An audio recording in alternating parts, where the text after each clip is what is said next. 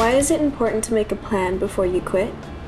The plan is what you will fall back on if you slip, if you have a cigarette, or if you go back to smoking. The plan as a structured thing gives you a way to think about the process of quitting smoking. What kind of support do you need from your family and friends in order to help you quit smoking? That's a good one. Not only do they need to be committed to your health and your well-being as a person, but often smokers have family and friends that are also smokers. Mm-hmm. We think it's really important to formally ask your family and your friends to support you and not to tempt you while you're trying to quit smoking. How could someone who is trying to quit smoking mess up their own progress? By not having a plan, by not being prepared. Something to fall back on. How do you deal with people who are trying to put pressure on you to smoke when you're trying to quit? This is part of preparation and planning ahead. It's a good idea to role play in your own mind, if you're able, what you would say, what you're most comfortable with saying in response to someone, say, asking you to go smoke with them. Once you've mentally prepared yourself to quit, what's the next step? The next step is to remove everything from your life that has to do with smoking. Ashtrays, cigarette lighters, matches, cigarettes. Get rid of everything. You can make it a little ceremony, put everything in a bag, dump it in the garbage. So that's what we do, remove everything that has to do with smoking.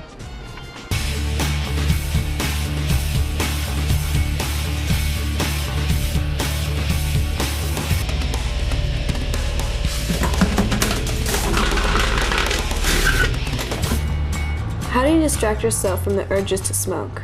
That's a good question. Exercise, eating. I mean, most people don't want to do that, but you can replace smoking with eating, snacking on things, healthy snacks. Mm-hmm. Exercise, hobbies, talking to friends, talking to family. Why does your body go through withdrawal from nicotine? Well, as simply as I can, there is a chemical reaction in your brain when nicotine is introduced that mimics what your brain does when you feel good.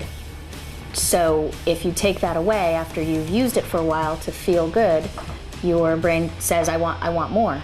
I want to continue to feel good. What are the different stages of withdrawal? You can expect cravings.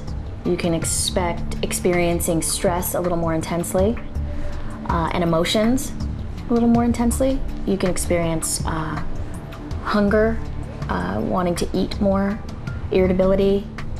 Sometimes people feel nauseous and get headaches from the physical withdrawal. What is the easiest way to stop smoking? Is there any kind of pill that anyone can take to help them quit? Wouldn't that be great? No, there's no easy way to quit smoking. We recommend a combination.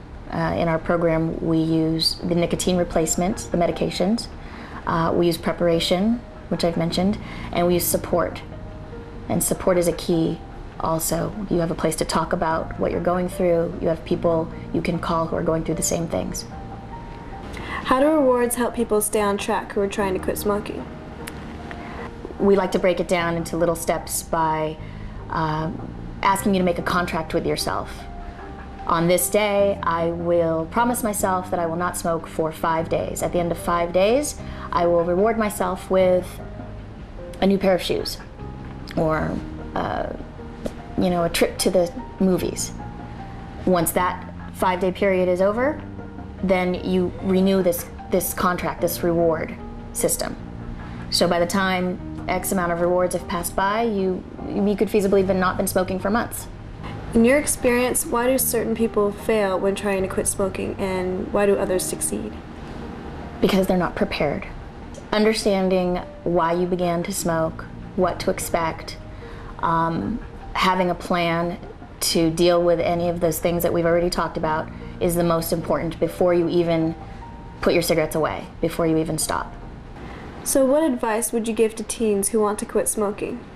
I would say first, get prepared. Second, make a plan. Write that plan down and stick to it. Third, utilize your support system. And then finally, if you slip, forgive yourself. Well, thank you very much for answering the questions for us today. You're welcome. Smoking in movies is one of the most powerful pro-tobacco influence on teens in the world today. What teens don't see in the movies is the dangerous and disgusting side of smoking. It's not just the movies that promote smoking to teens. Cigarette ads show teens a view of smoking that's misleading. Let's check out what teens had to say about how tobacco companies are targeting them.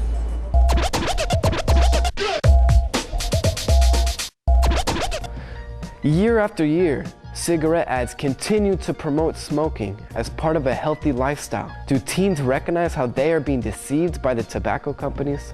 What are they selling in this ad? A guitar.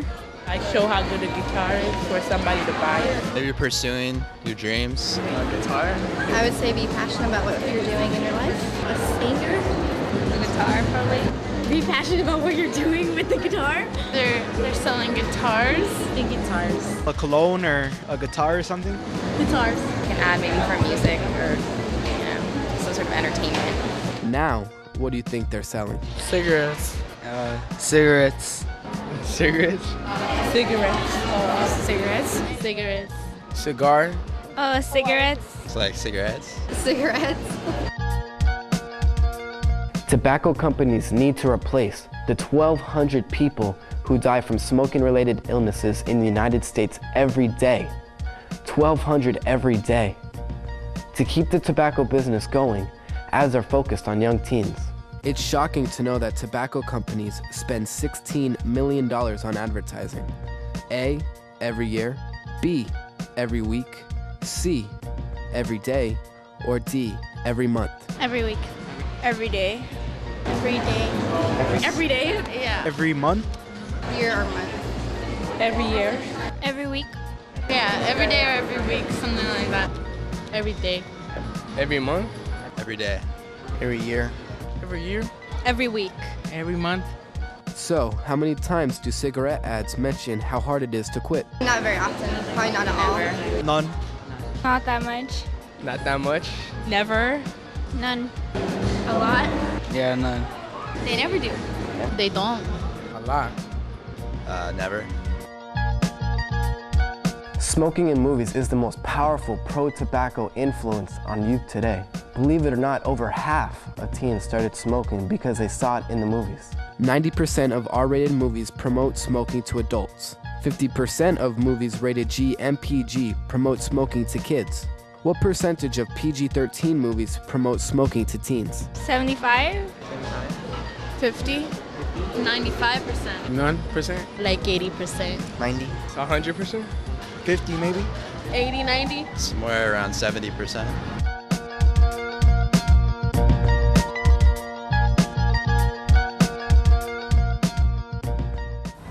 The decision to start or continue smoking is up to you.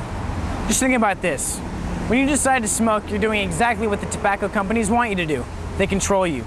Do you really want a big corporation controlling your life and telling you how to spend your money? Thanks for joining us. We hope this show gave you something to think about. Please note there's always someone that you can talk to. See you next time on another exciting episode of Teens in Action. Bye! Stay classy, Burbank.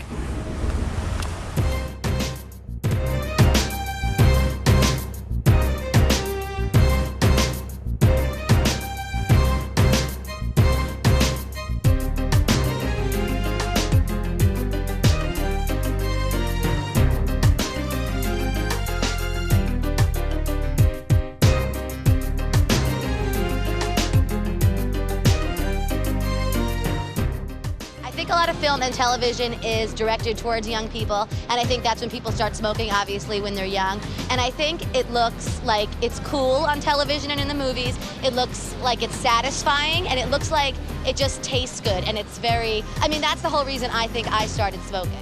A lot of times in the movies, they're smoking under stress or things like that, so then kids say, well, if I'm stressed or if I'm under pressure, maybe I should start smoking because that'll help me calm down. I mean, I can remember when I was a kid watching Rocky. After every movie, what did I do? I'd set up my room like his gym. When I was in 3rd grade. I wanted to be Rocky. I mean, if he was smoking a cigarette, I'd be smoking cigarettes.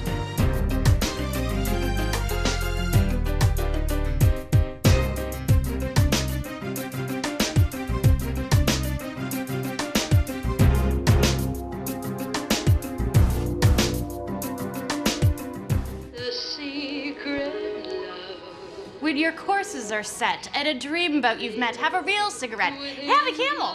I've got my courses, I've got my Camel cigarette. Where the hell is my dreamboat?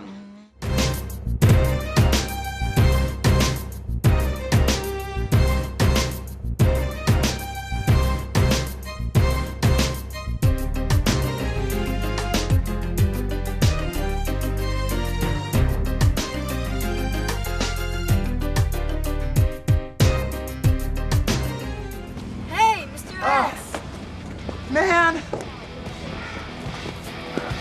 What's going on here? Nothing. Just chilling. Freddie Jones, you get out of that van this instant. See you guys. Hey, man. You think you're pretty funny partying with an innocent little kid? Dude, we're just chilling. That kid's 10 years old, man. He looks up to you, and you are setting an example for him, so quit messing around and start acting like a responsible adult! That goes for all of you guys. Don't make me come back here.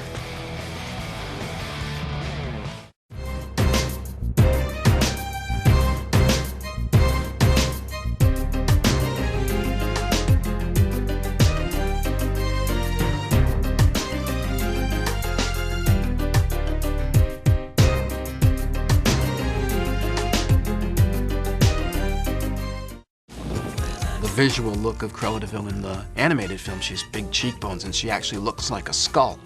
We brought over the long cigarette holder because all Disney villains who smoke are completely evil.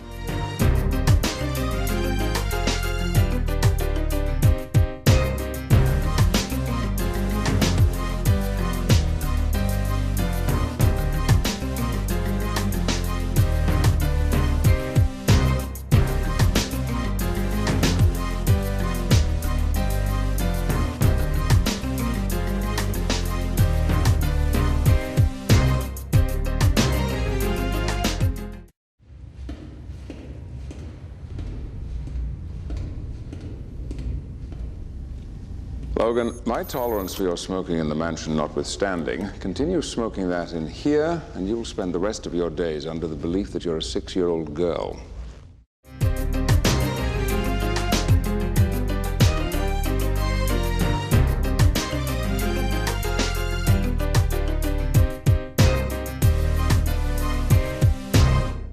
Just about everybody works in a post office as an alien.